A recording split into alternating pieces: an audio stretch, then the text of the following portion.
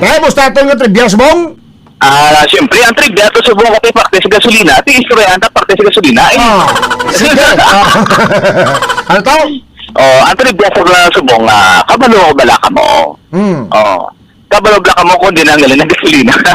Then. Actually, ang gasolina mo sa tawag black gold, no? Nag-origin din sa nauna simpo sa mga 18th century or 16th century. Ginagamit na sa una sa Europe na sa una. Ang ginimo sa napapik sa mga brakes, do pang ginimo pang kulad. At ate white simento, ito mo na nagamit nila. So muna nag-demanda ang tawag black gold. So nag-expand man siyempre ang demand niya ginagamit lang sa una sa kerosene. Ginagamit na sa kingke na muna na siya nagamit. Tapos ulit na naglabot na sa Amerika, paglabot sa Amerika nag-demand pagid. So nangot-kot na sila no, sang dito makikita sang sources kung dito gid may tatawag na crude oil o fossil fuels.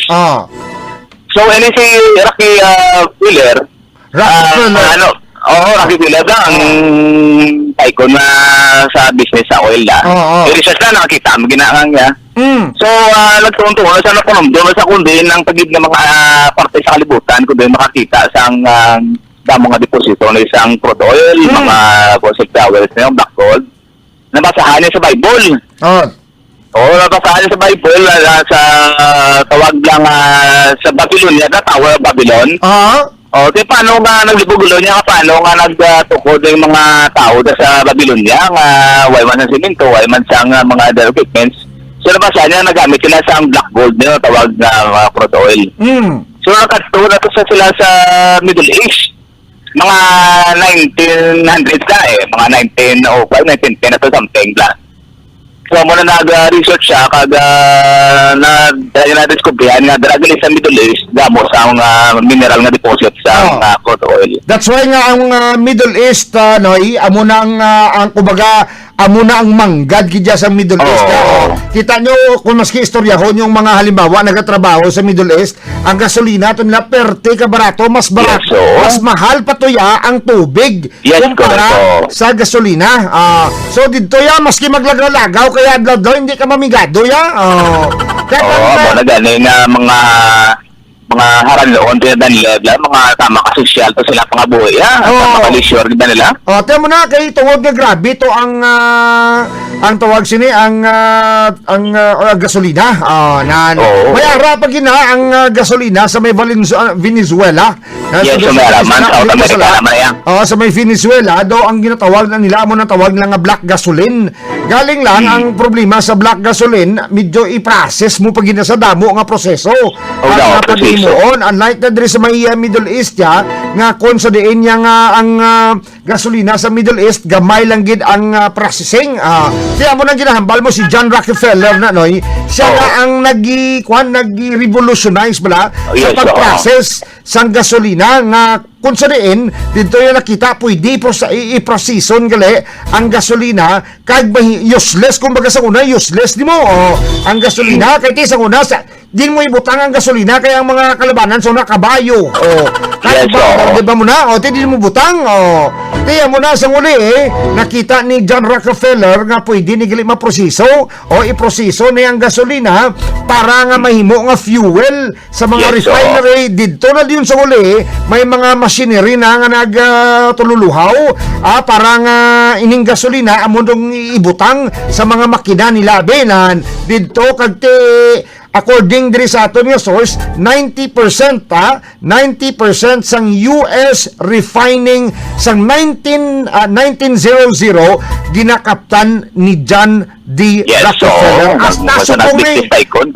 may ari ko ni gani nga nabasahan sang una nga ang pamilya ni John D. Rockefeller siya ni ang isa sa mga tawag sini isa sa mga to confirm niya isa ni sa mga nabasahan ko nga ang si John D. Rockefeller isa ni sa mga nagakontrol sang ekonomiya not only sa US kundi sa bilog na kalibutan. Siya ni ang nagadi isa kuno siya ni ang nagadeklara kung pila ang presyo sang gasolina. Kaya wala mo na Kaso nga nga simpo kasi nag-expand ang pagbombla sa tawag na industry, mga faktorya, mga produkto lang gagamit sa mga makina na muna sa nagbigtan. Nan, ting pamilya ni Subong, ginakunukudo nga sila ni pinakadako. Di ba ang pinakamanggaranon, Subong, si Elon Musk? Hindi, may harap. Pagin ko na bala nga mga gano'n sa pro sikreto, wala katama ang pamilya. O gani, bala ko ni. Pero ang ginakilala, subong sa bilog nga kalibutan, nga isa sa pinakamanggaranon, o pinakamanggaranon, gina sa bilog nga kalibutan, si Elon Musk, di ba? Yes, so, Elon Musk, si Jeff Bezos, manay, dagasundan, na yung mga kaya mo sina. Pero, ginakuno-kuno nga ang manggad, kuno, ang manggad ni Elon Musk, kuno, noy, waay na sa katiting sa mga manggad sa Rockefeller. Totoo na. Yes, so, pero, excuse me, pero, hindi mo na makita si Rockefeller sa most richest person sa bilog nga kalibutan. Why na da sila? May balan matata kung ano nga hindi sila ma-trace o kung nabalan nga. Patingig ka, control man nila mo. Amo na gani. Di ba? Ginahambal mo gidya. Amo na gani. Di ba? So, amo na nga si Rockefeller, isa na sa mga kamanggaranon sa bilog nga kalibutan. Ginapangita ko ni gani kung may bata pa sa nga gamay, bakal patigayo ko sa bata ko. At least mga shalite na sila sa mga 900 siya. Grabe na na mansion niya. Makakuha mo na sang tinipik sang manggad nila, bla.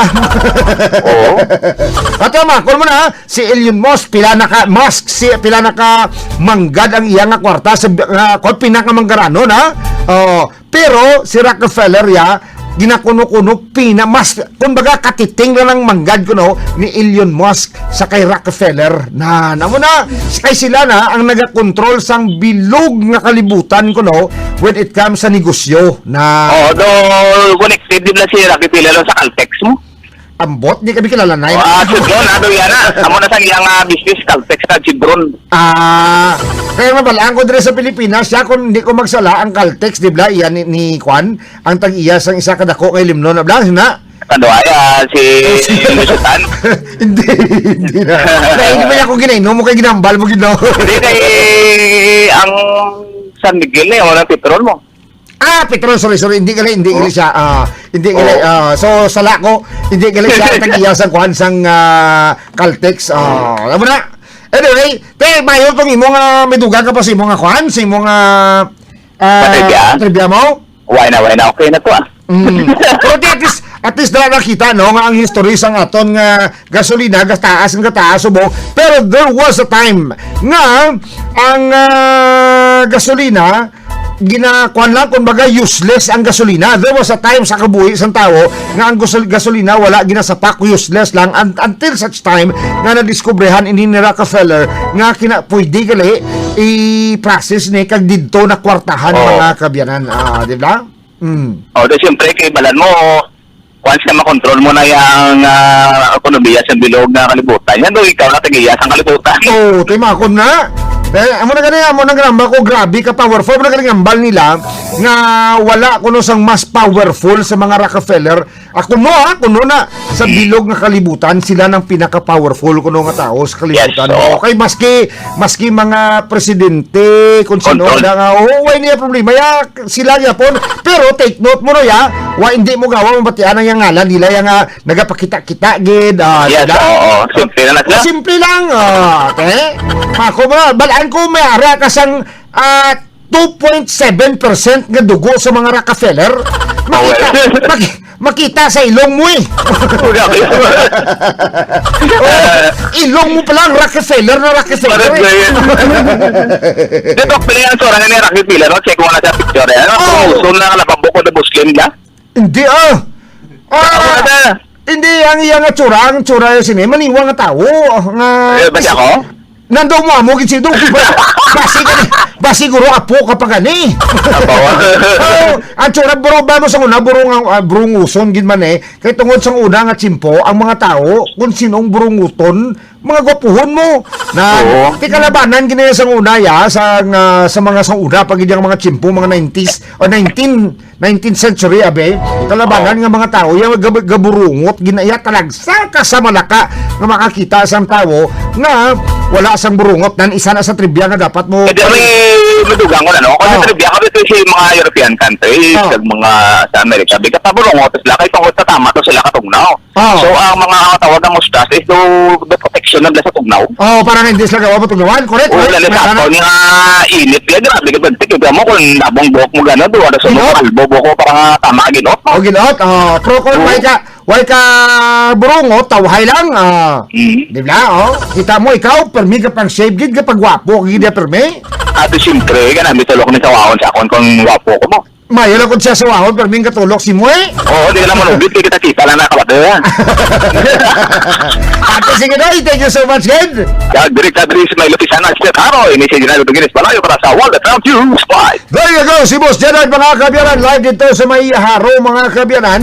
Kasi dito, mga kabyanan, batian ninyo, ang trivia ni Boss Gerard, mga kabyanan, kag ang traffic update. Kag, syempre, makita nyo man karon sa atong Facebook account or Facebook page sa Wild FM Iloilo, ang mga bag-ong, mga presyo sang gasolina, mga kabyanan. Check the time. It is now 7:21 in the morning. Right here sa 105.9 Wild FM. Kasama si DJ Kula sa Morning Wild Vibe. Wild FM.